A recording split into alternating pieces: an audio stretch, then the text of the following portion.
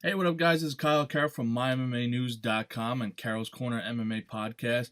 I'm joined today by Anna Crutchfield, who's going to be fighting in, I believe, 9 days. Anna, thanks for joining us. Thank you for having me. So, tell us a little bit about the gym that you train at and your background in MMA. So I train out of Upstate Karate in Simpsonville, South Carolina. Our background is definitely more karate based. It's a Kempo karate school, but I actually started off boxing. So my background is mainly boxing, and then I moved into the kickboxing world. Also, and Upstate Karate, I believe, if I'm not mistaken, isn't that the home of Stephen Wonderboy Thompson? Yes, sir, it is. Awesome. And do you ever spar with him, train with him, or be instructed by him at all? Yeah, every single day. Steven's part of the team. He's also one of the coaches. He helps coach a little bit, but he's in there every day with us. That's awesome. Tell us. So you background in boxing. What made you make that transition into MMA and take the leap? Now you're going into your third fight as an amateur fighter. So I started boxing when I was like 12, and then I did that for a couple years, and I actually ran into Mr. T and Steven, my coach, on a TV show where I was doing an interview. And then Steven was like, "Hey, you should come check out our gym sometime. It'd be really cool to have you." So, of course, I was like starstruck that Stephen Thompson was talking to me. So I was like, "Yeah, of course. I want to try it out." So I went there, and then they kind of introduced me to the world of kickboxing, and I fell in love with it. And then from there, they kind of pushed me more towards the MMA side. So that's where we're going now. Awesome. And I take it you're also a fan of UFC, Bellator, just MMA in general, knowing who he was. Yeah, of course. Awesome. What are some female fighters or just fighters in general that you're a fan of and that you watch and I guess you could say mold your game after? Well, being a boxer, I actually, like, of course, I love Holly Holm. When I was younger, when I started boxing, one of my sponsors, he gave me the name the preacher's daughter because my father is also a pastor. Okay. So then later I found out who Holly Holm was. So I was only 12, and then found out who Holly was, and I saw her transition into kickboxing and then into MMA. So I was like, wow, I want to be just like her. Awesome. And you've been training up to this fight. Tell us what you've been working on leading up to this fight, and what do you expect from your opponent? So my opponent, she's actually, I believe her background is also striking. But of course, like, striking has come very natural to me since I have been boxing and kickboxing for so long. And grappling, of course, was the tougher part for me. And this will be my second fight as an amateur. So Oh, okay. Oh, all right. this fight coming up is actually a kickboxing fight. The tournament I have in 9 days, it'll be my last kickboxing tournament, and then after that, I will be going MMA in September. But my September opponent, she's also a striker. But we've definitely been working my cage, working off the cage, getting back up onto my feet, working off my back, working top position, working every aspect of the game. Excellent. And my mistake, looking at Tapology, they had you down for two MMA fights. Yeah, I fought with LFA, but it was actually a kickboxing fight for LFA, but they Okay. had put it down as MMA. Gotcha. Awesome. So, so now that you're training, you're fighting your last kickboxing fight. You mentioned that. Where do you go from there? What are some short-term goals and long-term goals within the sport? So definitely, I want to build my record up and get as much experience as I can as an amateur, and then definitely to be pro within the next year or so. Awesome. And then, so going pro in within the next year, is there any direction you want to go in a sense of, do you want to try and make that leap right into Invicta, or do you want to, I guess, kind of continue working and growing as a fighter and maybe a smaller organization? No, I would definitely want to be signed by Invicta. That would be the goal, and then from there, definitely into UFC. Awesome. And I guess tell us a little bit about yourself in the background in the sense of, like, what do you do for a living? Where do you go to school? And how do you balance everything with training? Or are you full time training for a fight? So I actually I was going to school at USC Upstate, or I had started school, and then I got the call for Olympic trials.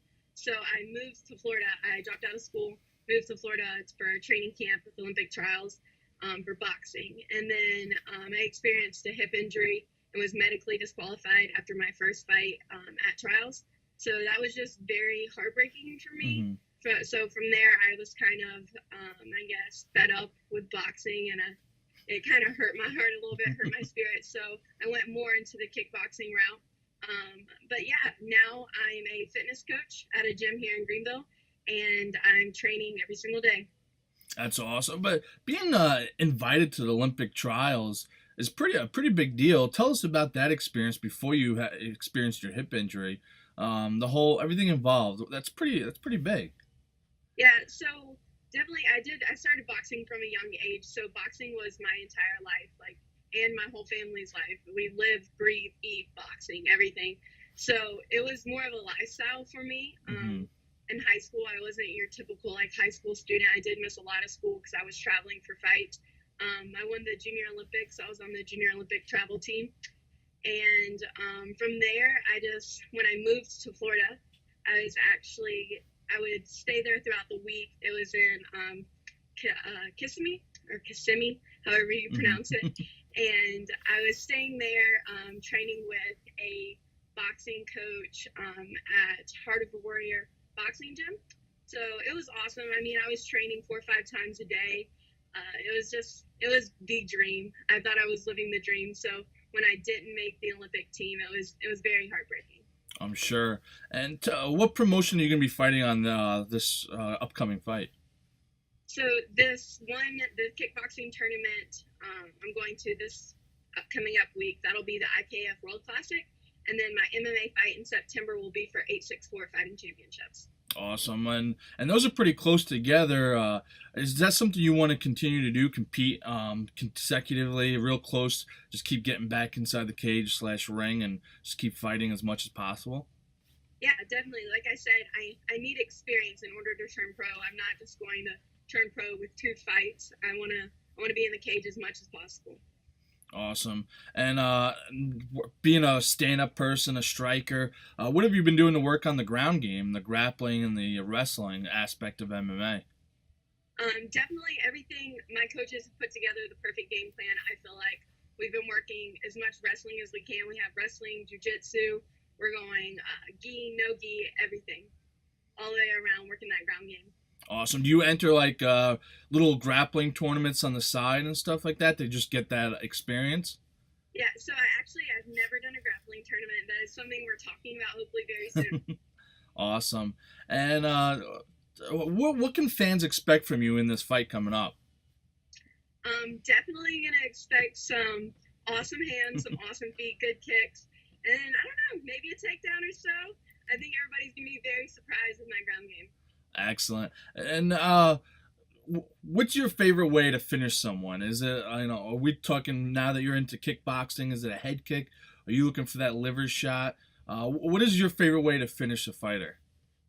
My favorite way. See, I'll take any kind of finish. My dream knockout is definitely going to be like a spinning hook kick. Awesome. Yeah, that would definitely be Very an ESPN exciting, highlight. Awesome. And so now that you got this fight coming up, another fight in September for MMA. What is after that? Are you just planning on booking another fight? Do you plan on traveling outside of South Carolina to fight? Yeah, I'm willing to travel anywhere I can find an opponent. I want it. So like I did say before, this is hopefully going to be my last kickboxing tournament. Mm-hmm. Not hopefully, it's kind of a sad thing to say, because kickboxing has been my life. But ideally, from here on out, we're going to go all MMA, focus on that, focus on getting my grounding game to where it needs to be, and getting as many fights as I can. Now, you fight at 135 bantamweight, is that correct? I'm actually going down. I'm going to 125 now. Okay. Now, is making the weight an issue at all, or is that something that's been really easy for you? So before, I was actually, I walked kind of heavy. I would walk around like 155-ish, and I'm actually walking at 130 right now, 135. So making weight right now is super easy for me. I've changed up my entire game since the last time I've been in the cage. My training camp's different, my diet, everything. I've got my weight down. My training's actually been taken seriously this time. So I'm ready to get in there and show it off. That's awesome, and making an adjustment like that, that's pro status level, being able to make that adjustment to walk around at 130. How much of that do you learn from a guy like Stephen Thompson, who's, he's fought for the title in the UFC. He's one of the top contenders. How much of that stuff do you learn from a guy like that, like the professional status, and implement that into your game already? It's absolutely amazing to train with someone like him. Actually, like his father, my head coach Ray Thompson, he's the one that put it in my head. He's like, "You're training like an amateur, which is why you're fighting like an amateur." Like I'm walking around heavy, not taking my diet seriously, getting winded in fights because my conditioning's not where it's supposed to be. He's like, in order to be a pro, you have to fight like a pro, train like a pro. So we're in there every day doing the exact same things as Steven. It's so motivating to watch him and the way he trains because he is amazing, and I can't wait to watch him climb to the top and actually get that title. Excellent. Yeah, definitely. He's an exciting fighter to watch, and always fun to see inside the cage. But what was it for you in your career that made you want to be like, you know what? I am like you hear him say that, but not everyone always registered. What made that transition for you to be like, I want to be a professional fighter. I want to make that next step and make this my career. Yeah. Well, I always knew fighting was the way I wanted to go. Like since I was a young kid, I always saw 2016 Olympics, and then I'll turn pro, and then everything will go perfectly from there. And then that's when it like hit me when he said that is I wasn't taking the proper steps in order for that to happen. I wasn't training the way I needed to be, and this is the lifestyle I want. So I realized no one's gonna hand it to me. It's something I have to do on my own. It's something I have to do for myself. My coaches will always be there to give me the resources I need, but it is an individual sport. Nobody's going to be in there in the cage with me. It's just me. Awesome. Well, I'm looking forward to seeing the video of you getting in there and fighting. Before we wrap it up, what's one thing about you that nobody knows but you'd like to share with everyone? Nobody knows. Let's see here. I don't know. That's a tough one. I feel like everybody knows that my striking is pretty good. I'm known as a striker, but I feel like everybody is definitely going to be surprised by my ground game in this upcoming fight in September. I hope everybody tunes in. 864 Fighting Championships, September 29th, Greenville, South Carolina. They will be pay-per-view, so if you're not in Greenville, definitely watch it. It's going to be very entertaining. I promise that. Awesome. I'm definitely going to tune in to check it out. Anyone you want to thank or appreciate for the support? I'm sure your family supports you, a spouse or boyfriend, anyone you want to thank? Yeah, I definitely, first of all, I want to thank the Lord Jesus Christ, because without him, I wouldn't be doing this, and this would be possible. Of course, my friends, my family, they've been through it all. My coaches at Upstate, Mr. T, and definitely my boxing coach, the man who introduced me to the world of fighting, Lamar Kid Fire Parks.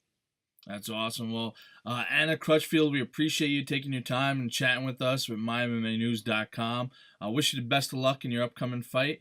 And for those who are watching, thank you for watching. This video is sponsored by PureSpectrumCBD.com. Use this code CCMMA for 10% off. Go to the link. I'll put it inside the box. Check it out. Anna, thank you for joining us. Thank you so much. Best of luck. Thank you.